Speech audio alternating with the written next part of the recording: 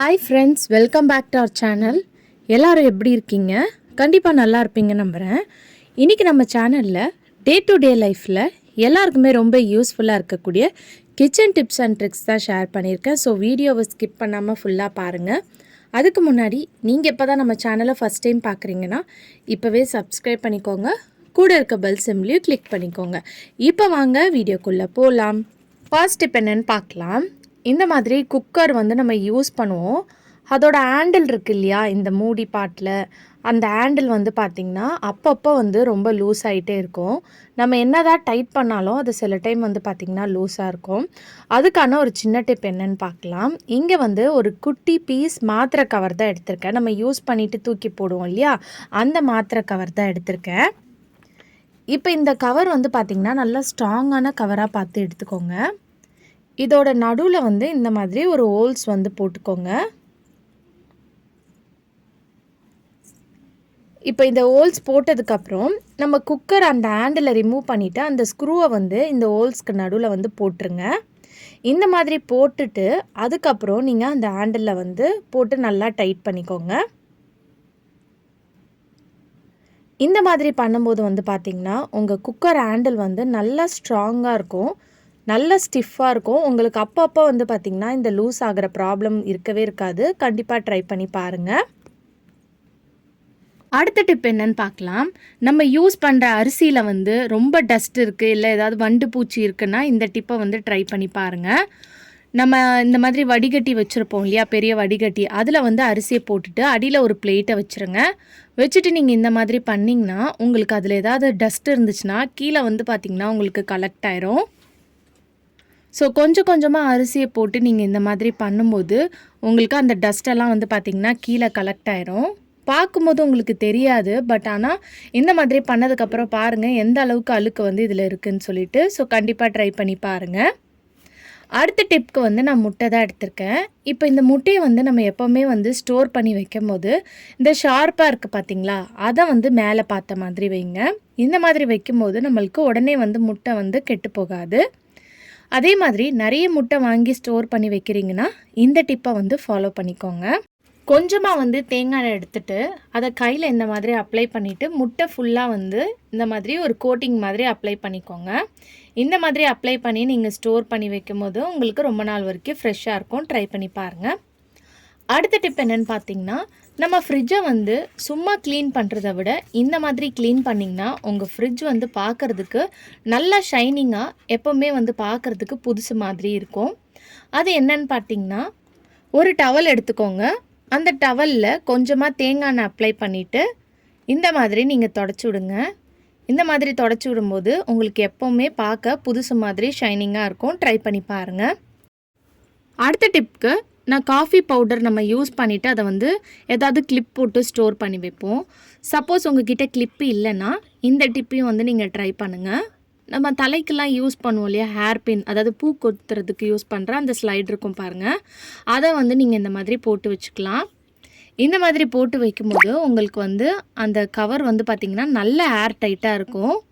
So நீங்கள் எந்த side cut பண்ணுறீங்களோ அந்த சைடு வந்து போட்டு வச்சுக்கலாம். ட்ரை பண்ணி பாருங்கள். அடுத்த டிப்க்கு வந்து நம்ம சாதம் வடித்த கஞ்சி இருக்கும் பார்த்தீங்களா, அதை எடுத்துக்கோங்க. இதை வந்து நீங்கள் நிறைய விஷயத்துக்கு யூஸ் பண்ணிக்கலாம். இன்றைக்கி வீடியோவில் நம்ம இதை ரொம்ப யூஸ்ஃபுல்லான ஒரு விஷயத்துக்கு தான் யூஸ் பண்ண போகிறோம். இதில் வந்து கொஞ்சமாக வந்து காஃபி பவுடர் வந்து போட்டுக்கோங்க. இதை போட்டுட்டு ஒரு ஸ்பூனை வச்சு நல்லா வந்து மிக்ஸ் பண்ணி விட்டுக்கோங்க. இது எதுக்குன்னு பார்த்தீங்கன்னா, நம்ம வீட்டில் வளர்க்கக்கூடிய செடியில் வந்து இந்த பூச்சி தொல்லைலாம் இருக்கும். அதுவும் நீங்கள் ஏதாவது இந்த முல்லை பூச்செடி, ரோஸ் செடி அந்த மாதிரி பூச்செடிலாம் வளர்க்குறீங்கன்னா அதில் உங்களுக்கு இந்த பூச்சி தொல்லைலாம் இருக்கும். அந்த மாதிரி இருக்கிறவங்க இந்த டிப்பை ட்ரை பண்ணி பாருங்கள். இந்த தண்ணியை லைட்டாக நீங்கள் தெளித்து விட்டாலே போதும். உங்களுக்கு இந்த காஃபி பவுடர் வாசனைக்கு வந்து பார்த்திங்கன்னா அந்த பூச்சி தொல்லைலாம் இருக்காது. அதே சமயத்தில் இதில் நம்ம கஞ்சி தண்ணி சேர்த்துருக்கனால உங்கள் செடிக்கு வந்து நல்ல ஒரு க்ரோத் கொடுக்கும். ட்ரை பண்ணி பாருங்கள். அடுத்த டிப் என்னென்னு பார்க்கலாம். ஒரு பவுலில் வந்து கொஞ்சமாக நீங்கள் யூஸ் பண்ணுற டிஷ்வாஷ் லிக்விட் எடுத்துக்கோங்க. இது கூட வந்து ஒரு மூடி அளவுக்கு வினிகர் வந்து சேர்த்துக்கோங்க. இதுக்கப்புறம் நீங்கள் இதில் கொஞ்சமாக வந்து தண்ணி சேர்த்துக்கலாம். நீங்கள் நார்மலாக எப்போவுமே பாத்திரம் வாஷ் பண்ணுறத விட இந்த மாதிரி வாஷ் பண்ணிங்கன்னா உங்களுக்கு பாத்திரம் வந்து சீக்கிரம் நீங்கள் வாஷ் பண்ணி எடுத்துடலாம்.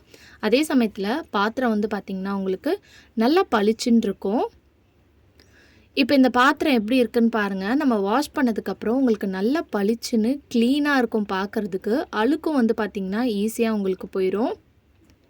நம்ம இதில் வினிகர் சேர்த்துருக்கனால உங்களுக்கு பாத்திரம் வந்து நம்ம கழுவுனதுக்கப்புறம் தண்ணி ரொம்ப நேரம் வடிகிற மாதிரி இருக்கும். பட் உடனே வந்து பார்த்திங்கன்னா உங்களுக்கு அந்த தண்ணியெல்லாம் ட்ரை ஆகி கிடச்சிரும். நம்ம சில சமயம் நிறைய பாத்திரம் வந்து பார்த்திங்கன்னா வாஷ் பண்ணுவோம். அதுவும் இன்னும் மெயினாக நான்வெஜ் சமைக்கும் போதெல்லாம் அந்த பாத்திரத்தில் இருக்கிற கரை ஸ்ட்ரெயின்லாம் போகணுன்னா அந்த டைமில் வந்து இந்த டிப்பை நீங்கள் ட்ரை பண்ணி பாருங்கள். உடனே வந்து பார்த்திங்கன்னா உங்களுக்கு அதில் இருக்கிற அழுக்கு கரையெல்லாம் போயிடும். பாத்திரம் வந்து பார்த்திங்கன்னா உங்களுக்கு எந்த ஒரு பேட் ஸ்மெல்லும் இருக்காது. நம்ம இதில் வினிகர் சேர்த்துருக்கனால நல்லா ஸ்மெல்லாக இருக்கும். பாத்திரம் வாஷ் பண்ணதுக்கப்புறம் அந்த சிங்கையும் நீங்கள் வந்து பார்த்திங்கன்னா இந்த லிக்விட் வச்சே வந்து நீங்கள் வாஷ் பண்ணிடலாம்.